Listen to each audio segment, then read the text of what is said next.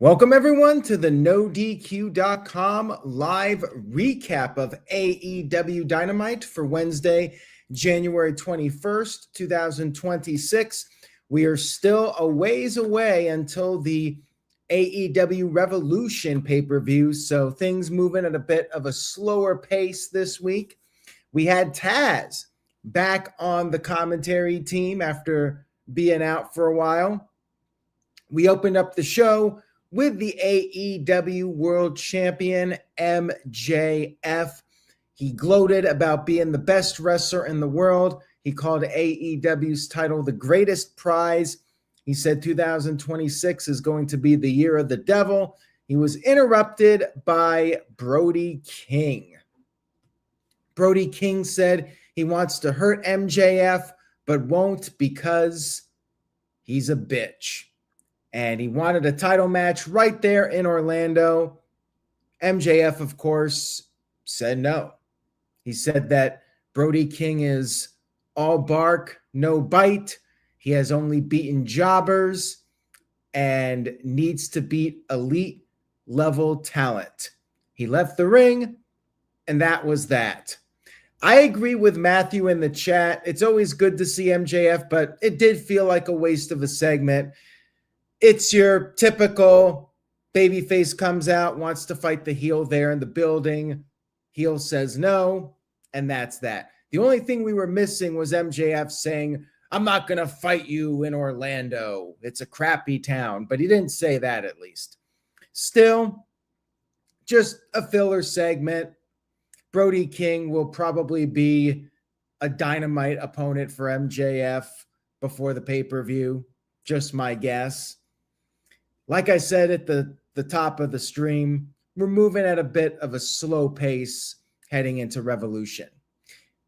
Backstage, we had a promo from the new Trios Tag Team Champions, Hangman Adam Page and Jet Speed. They talked about some possible team names, and then they hyped up their matches for Dynamite. Mike Bailey going up against Samoa Joe, and then Kevin Knight going up against Swerve Strickland in the main event. Now, you guys know the rule. When somebody wins a championship, they end up losing. Did that happen on Dynamite? Well, let's get to the first of the two matches. We had Samoa Joe versus Speedball. Mike Bailey. Samoa Joe was stalling in the beginning. They fought on the outside for a bit, and then Bailey used his speed. But then we had Hook and Shibata coming down, interfering. Joe took advantage, and they even attacked Speedball while the referee was distracted. Speedball, after the commercial break, made a comeback, a press, but then Shibata attacked Bailey again. You had Joe applying a submission. Speedball was able to get to the rope, and then Speedball made another comeback. But then once again, Hook got on the apron. Speedball managed to roll Joe up, but Joe kicked out.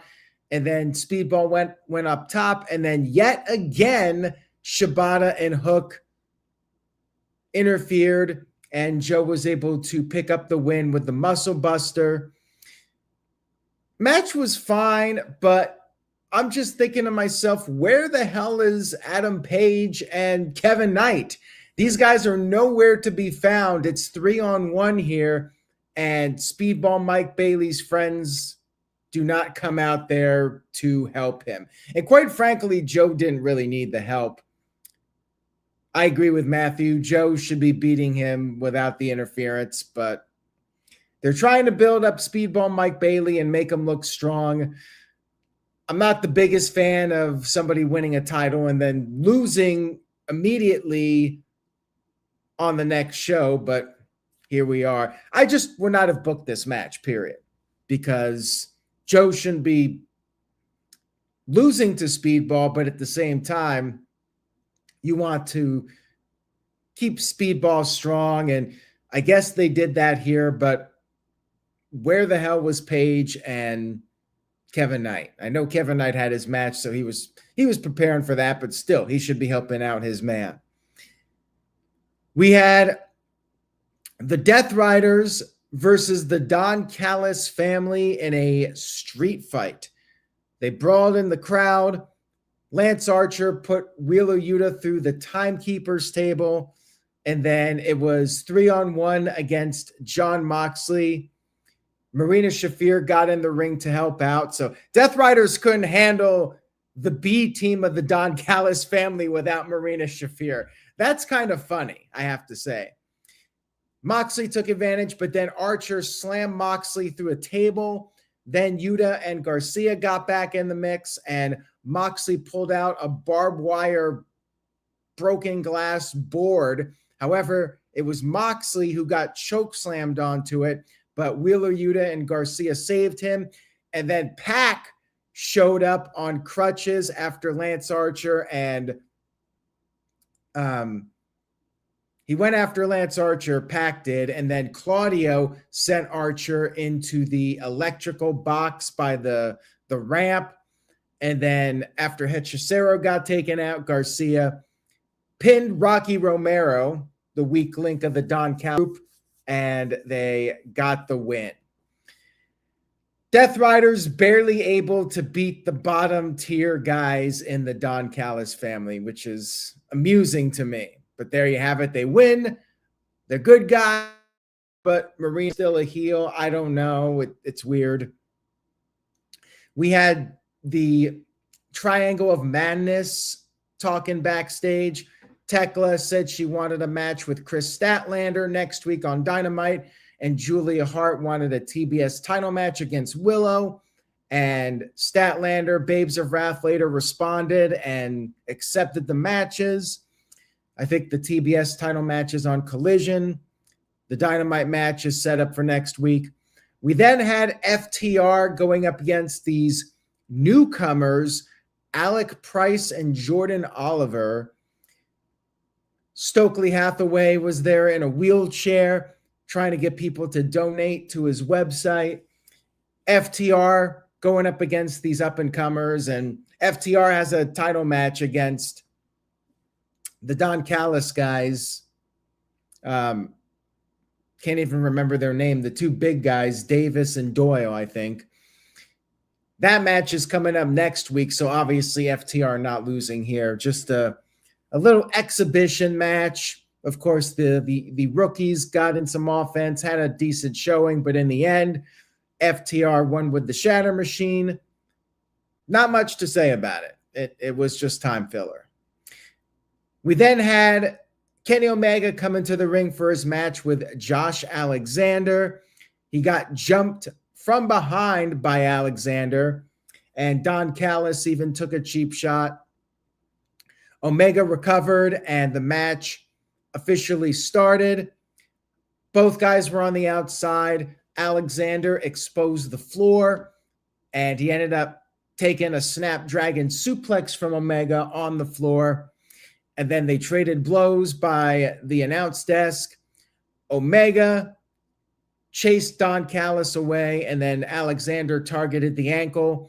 But then Kenny Omega made his comeback. He hit the V trigger. Alexander kicked out of that, and then Omega eventually got the win with the one-winged angel. Here, although very predictable, obviously Omega's not losing. They're building him up for MJF. And afterwards, he cut a promo. He said he hasn't felt this good in years, and he vowed to win the World Heavyweight Championship. My guess is that match will take place at Revolution, if I had to make a prediction at this time. Next up, we had Megan Bayne and Penelope Ford against the Timeless Love Bombs. Timeless Love Bombs. Megan Bayne tossed Mina to the outside onto Toni Storm, well, kind of over her. Like, Mina pretty much crashed and burned on the floor, but it appeared she was okay. And then Megan Bayne picked up Penelope Ford and threw her over the top onto both of the Timeless Love Bombs.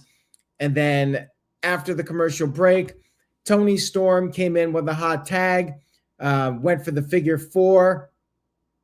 Actually, it was Mina that went for the figure four to Penelope Ford, but Megan Bayne stopped it. And then they hit the Doomsday device to Mina. Toni tried to make the save, but Mina Shirakawa came out of nowhere and applied her submission, the Mother's Milk, which I think is a terrible name for a finisher, and was pinned. So the Timeless Love Bombs lose again. Megan Bayne and Penelope Ford pick up the win. Match was fine. I really don't understand what's going on with the Death Riders. So Moxley's a face. The other guys might be. Marina's a heel. I don't know. It's all strange to me. Shout out to Jeremy Dorset, who sent in a $5 super chat. Thank you for that, Jeremy. Jeremy says, now that Powerhouse Hobbs officially done with AEW, is he going to be at the Royal Rumble and be in the Royal Rumble match itself? I would think that he would. I really do think that WWE should have Hobbs on TV as soon as possible, and I would put him straight to the main roster. He was just on AEW TV literally this past weekend. I would capitalize on that and push him to the moon. But he seems to be a good candidate for a Royal Rumble debut. I would be totally fine with that, and I would do it. If it was me, I would definitely put him in there in the Rumble and let him have a good showing.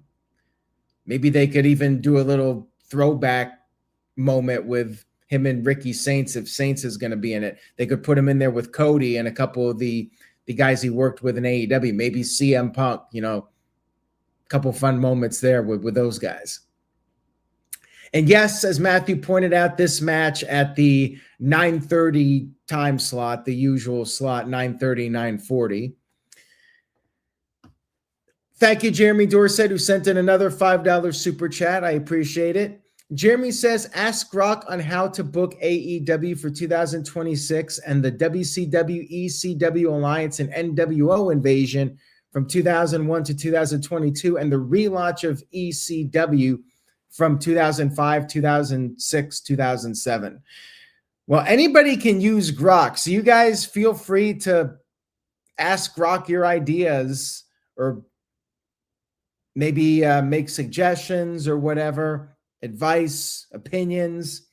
Grok will come up with all sorts of storyline ideas and maybe better than what we're actually getting from mainstream professional wrestling at this point. But you don't really need Grok to tell you what to do. What AEW, WWE, they need, in my opinion, is more unpredictability, more twists and turns, doing things outside the box, trying some different things, and not just sticking to the formula 24/7, which is what they seem to do at this point. All right, we got our main event of the show, Swerve Strickland versus Kevin Knight. Now going in, no chance of Kevin Knight winning, but for what it was a really strong match. Nice showing for Kevin Knight. You had MJF watching in a private box. Knight got the early momentum with the crossbody over the top to the outside, and then he did another one in the ring. He even mocked Swerve's taunt. Swerve, though, got the upper hand for a few. He tried to give Knight a pile driver on the steps, but Knight countered with a back body drop. And then after the commercial break, Swerve and Knight went back and forth. Swerve delivered a DDT on the apron and then gave him a pile driver on the guardrail, which got an AEW chant from the fans. But of course, it wasn't the finish. Knight almost got counted out, but he beat the 10 count because everybody does. Everybody beats the 10 count. He came back in. Knight did the coast to coast, hit the UFO splash, went for the cover, but Swerve grabbed the bottom rope, and then Knight delivered a house call kick to Swerve. They traded shots, but then Swerve caught him midair with the house call kick and then finished him off with the vertebreaker, got the 1-2-3 victory with the big pressure, and that was that. That was the end of the show. No big angle or anything, just Swerve beat him in a match, and that was that. This show was essentially to build up the future challengers for MJF. Swerve picked up a win. You had another win secured. Who was the other guy? Well, Samoa Joe picked up a win, so he continues to build up momentum. Kenny Omega picked up a win. So that's what this show was about. All in all, I think the wrestling was good, but not much else going on here. It kind of just felt like a filler episode of Dynamite. You could have missed it and not really missed too much. It was just a show that had some good wrestling on it. Hence, I think I'm going 5 out of 10. Show was fine. It was completely fine, but not particularly memorable, not very newsworthy, just your run-of-the-mill Dynamite. And like I said, I'm really wanting to see some more chances being taken.